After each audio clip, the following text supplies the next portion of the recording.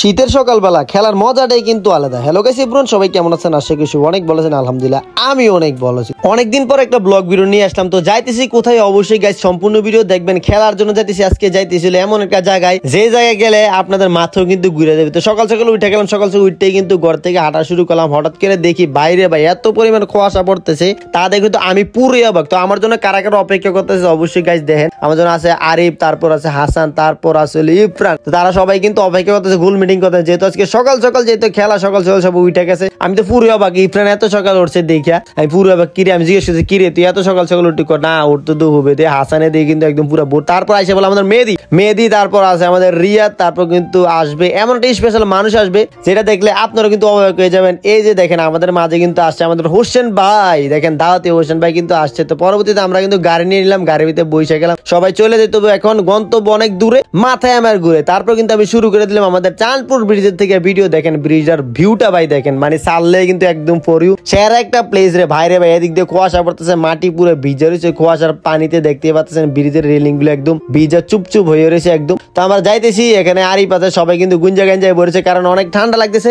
কারণ ঠান্ডা স্বাভাবিকতা, লাগারই কথা, ঠান্ডা তো লাগবে। শীতকাল যেহেতু আসছে, এমনিতেও কিন্তু অনেক ভালো লাগে শীতকাল আসলে। তো আমরা কিন্তু যাইতেছি আমাদের কুমিল্লা শহরের বুক চিরে একদম নাবিতে যাবো আমরা। আজকে যাবো কোথায় অবশ্যই গাইস সম্পূর্ণ ভিডিও দেখলে আপনারা বুঝতে পারবেন আজকে যাবো কোথায়। তো দেখেন একের পর এক কিন্তু আমরা বিল্ডিং টপ কেটেছি। আসলে নোয়াখালী মানুষকে কিরে, এখানে কুমিল্লাতে কিছুই নেই ভাই। কুমিল্লাতে যাতলা বিল্ডিং আছে, তোরা পুরা নোয়াখালীতে যাতলা মানুষও না, ঠিক আছে। তো তারপর কিন্তু আমরা আইসা বললাম, এই যে দেখেন আমাদের কুমিল্লা সেন্টার ঈদগাহ আইসা বললাম। যে জায়গায় আইসি এই জায়গা মেল ছাড়া আর কোনো কথা নেই ভাই রে ভাই। মানে আসার পর তো মানে পুরে দেখে অবাক, এত সকালবেলা এত পরিমাণ মানুষ হয়েছে যা কিনা মানে বলার বাইরে। আসলে আমরা কিন্তু এখানে আসি না খেলার জন্য, সচরাচর দেখা যায় কি এখানে আসলে অনেক গ্যাঞ্জাম হয়। গ্যাঞ্জাম বলতে অনেক গ্যাদারিং, মানে এত পরিমাণ টিম এখানে খেলে যা দেখে আপনারা পুরো অবাক হয়ে যান। তারপর কিন্তু দেখেন আমাদের রাসেল ভাই আর ইমন ভাই কিন্তু এখানে আসে। তারপর কিন্তু আমাদের বড় ভাই রাসেল ভাইও কিন্তু আসছে। তো আসলে সত্যি কথা বলতে সবাই মিলে খেলাধুলার মজাটা কিন্তু আলাদা। তারপর পুরাটা মাঠ কিন্তু ঘুরে প্রদর্শন করতেছি, মানে ঘোরাঘুরি করতেছে আর কি, বুঝেন তো।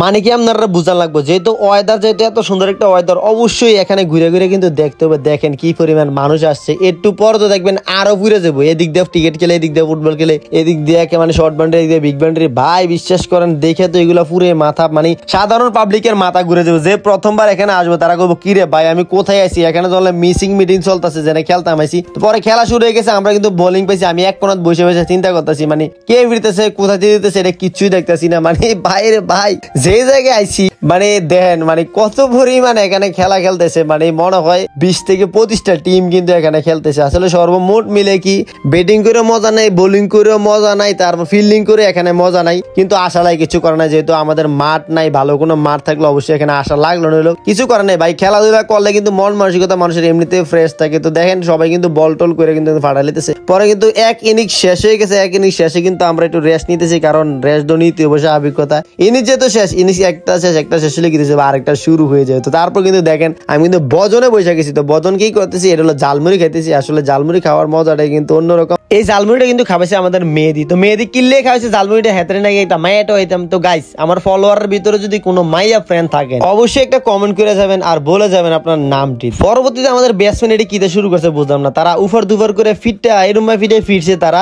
অল্প কিছু ওভারে খেলা শেষ করেছে। মাগো 140 রান কেমনে তারা এই তো বাড়ি বুড়ি লোক উঠেছে। তুই কিন্তু বেশি পড়ছেন, উইকেট পড়ছে মাত্র 3টা। আমি কিন্তু নামতে পারি না। যাক বেশি কিছু করার নাই, জিতার স্বাদ পাইলাম আর কি। তো পরে এনজয় কইরা শেষে আর কি ভজন হবে মজা। তো ভজন টজন কইরা তারপর রওনা দিলাম বাড়ির উদ্দেশ্যে। তো গাইস অনেকদিন পর একটা ব্লগ ভিডিও করলাম। অবশ্যই গাইস জানাবেন আপনাদের ভিডিওটা কেমন লাগছে। ভালো থাকবেন, সুস্থ থাকবেন। আবার কোনো নেক্সট ভিডিওতে দেখা হয়ে যাবে।